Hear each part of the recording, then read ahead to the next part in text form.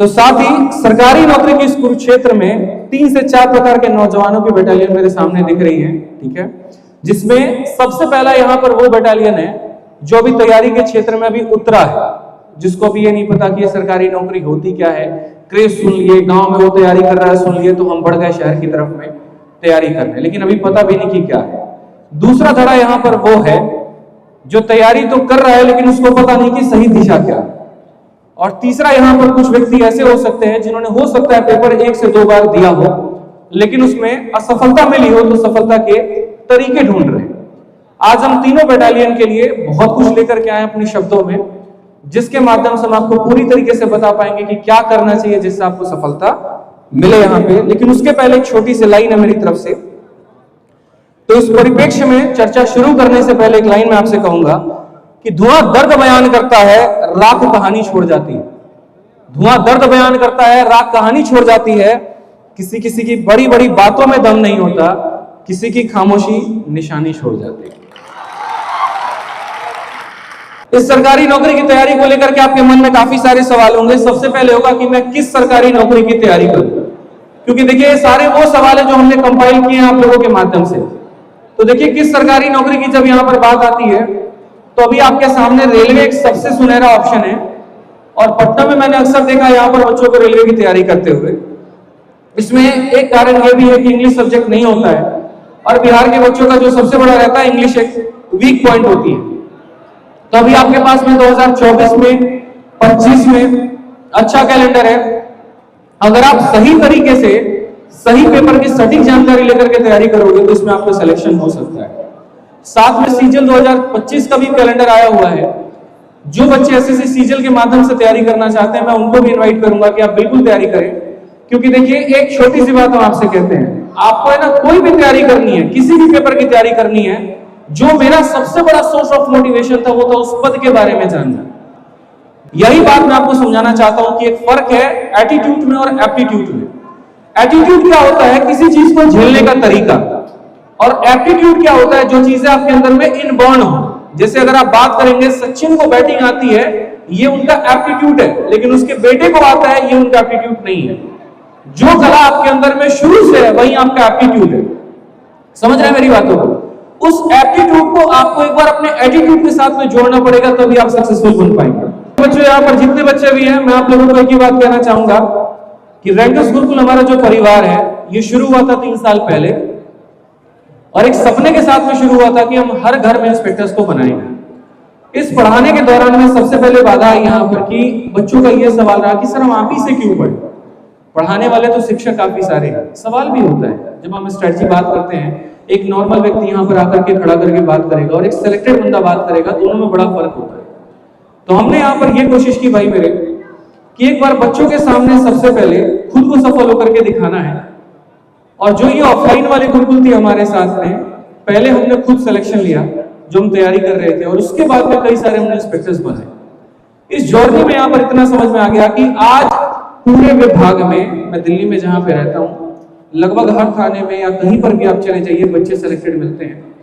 कारण सिर्फ हमारा टीचिंग नहीं हो पाता है, कारण हमारे टीचिंग के साथ में उनकी अपनी मेहनत जुड़ जाती है।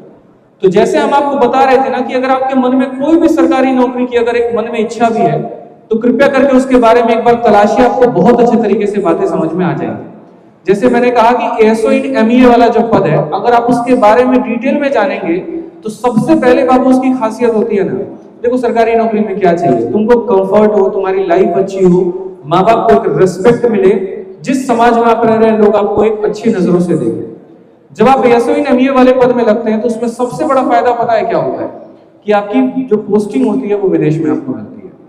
पूरे सीजीएल में ग्रुप बी पोस्ट में, सी में और डी में इकलौता यही एक ऐसा पोस्ट है यूपीएससी के बाद में जो आपको विदेश में जाने का मौका देता है। अब आप बोलेंगे जी हम देश में काम कर रहे हैं, विदेश क्यों जाए? इसी वजह से कई बार आपको जाना चाहिए ताकि आपके खुद का भी दिमाग का विकास हो। स्टूडेंट है मेरी, और पिछले 3 सालों के अंदर में वो इतनी कंट्रीज घूम चुकी है, और उसका काम बस इतना होता है, कभी पोलैंड गई तो वहां से कोई सामान लेकर के आएगी अपने शोकेस में लगाएगी, कभी जर्मनी गई तो वहां से कोई सामान ले आकर के अपने रूम में लगाएगी, और इतनी अच्छी वो जिंदगी जी रहे हैं जिसका कोई हद हिसाब नहीं है। लेकिन आज दुनिया उनकी जिंदगी को देखती है, उनके इंस्टाग्राम को देखती है, मुझे लगता है उनकी मेहनत को भी देखना चाहिए। दूसरी सबसे बड़ी जो एएसओ इन एमईए वाले पद में जो फायदा होता है वो यहाँ पर ये होता है कि आप जिस भी शहर में हैं, जिस भी देश में हैं, आप वहां के स्कूल में अपने बच्चों की फ्री शिक्षा करा सकते हैं, वहां के अस्पताल में बहुत बढ़िया तरीके से फ्री ट्रीटमेंट करा सकते हैं, इसके लिए आपको कोई पैसा नहीं लगेगा। तो जो कुछ ऐसे सरकारी नौकरी के छोटे छोटे फायदे नहीं, बड़ा हमें मजबूर करते हैं। अगर मैं आपको बताऊं एसओइन एमईए वाला जो पद है, एक छोटी सी लाइन बताऊंगा मैं आपको कि अगर आप किसी विदेश में पोस्टेड हैं, आपसे कोई क्राइम भी हो जाता है, एक्सीडेंट भी हो जाता है, कुछ भी हो जाता है, वहां की पुलिस आपको हाथ नहीं लगा सकती। जो आपके ऊपर में ट्रायल चलेगा, सब कुछ चलेगा, वो यहाँ इंडिया में चलेगा, वहां पर नहीं चलेगा। बहुत ऐसे फायदे हैं। अभी आप एस जयशंकर साहब को देखते हैं ना, कितने लोग एस जयशंकर साहब के बारे में जानते हैं? अभी पाकिस्तान गए थे, पता है? एयरपोर्ट से उतरते क्या किया? अपना चश्मा उतार के काला चश्मा लगाया। ये उसी विदेश मंत्रालय के सबसे बड़े प्रमुख है। ऐसे कई सारे पद हैं। आप एनटीपीसी में देखेंगे, स्टेशन मास्टर का हो गया, सीजीएल में भी आप और बहुत सारे पदों को देखेंगे। और मैं आपको बोलता हूं कि ये सारे पद आप मेरे भाई हासिल कर सकते हो। समय सिर्फ और सिर्फ आपका 1 साल है और डेडिकेशन के साथ में। सबसे बड़ा सवाल होता है भाई कि टाइम टेबल कैसे बनाए। मेरे सामने ये सवाल बहुत बार आता है। तो देखो, टाइम टेबल कैसे बनाए उसके लिए ना, आप अगर ये सोचोगे, बड़े खतरनाक लोग मैंने देखे, मैं आपको बता रहा हूं। पता कैसे लिखते हैं? 6 बजे से 7 बजे उठेंगे, फोन पे बात करेंगे, बाबू सोना करेंगे, नाश्ता वाश्ता करके फिर उसके बाद तब पढ़ने जाएंगे। तो शेड्यूल में मेंटेन होता है, लिखते नहीं है, होता जरूर है। फिर 7 से 8 अपना करंट अफेयर, 8 से 10 अपना कुछ और, 10 से 12 अपना कुछ और। इसको शेड्यूल आप नहीं कह सकते। कारण आपको भी पता उसका नुकसान क्या है। गलती से अगर 10 बजे उठ गए तो बोलेंगे यार तेरी का दिमाग खराब हो गया यार, आज तो पढ़ा ही नहीं। अब बैठ कर कोसे जा रहे हो, 4 घंटे तक अपने आप को कोस रहे हो, काहे? तुम अपना शेड्यूल पूरा नहीं कर पाए। शेड्यूल बनाना है तो सही तरीका जो है वो यहाँ पर यह कि अपने दिन के टारगेट को फिक्स कर लो। आप बिलीव नहीं करोगे, मेरे मोबाइल में आज भी डेली का शेड्यूल लिखता हूं मैं रात को सोते वक्त में कि कल सुबह जा करके मुझे ये क्लास लेनी है, मुझे ये नोट्स तैयार करने हैं, मुझे बुक के लिए ये चैप्टर लिखना है। और रात तक जाते जाते अपने सेटिस्फेक्शन लेवल को मैं वहां पर मापता हूं। मैं आपसे भी बस इतना ही कहूंगा कि ये फर्जी शेड्यूल बनाने से बेहतर है कि अगर आप कर सकते हैं तो आप अपने टारगेट्स को लिखिए, क्योंकि उसको पूरा होने के बाद में आपको इंटरनल सेटिस्फेक्शन मिलेगा। देखो भाई, बिहार में जितनी ताकत भी है ना, शिक्षा के अभाव में उतने अभाव भी, और इस अभाव को आप पूरा कर सकते हैं नए नए तरीके को अपना के। वक्त है आपको नए तरीके अपनाने के, नए स्ट्रेटजी अपनाने के, ताकि अगर कोई ग्रुप डी का भी सपना देख रहा है तो वो उसके आगे बढ़ पाए, कोई अगर एनटीपीसी का सपना देख रहा है तो उसके आगे बढ़ पाए, कोई सीजीएल तक अगर सपना देख रहा है तो मैं बोलूंगा तुम्हारे अंदर में साहस है, तुम्हें यूपीएससी करना चाहिए।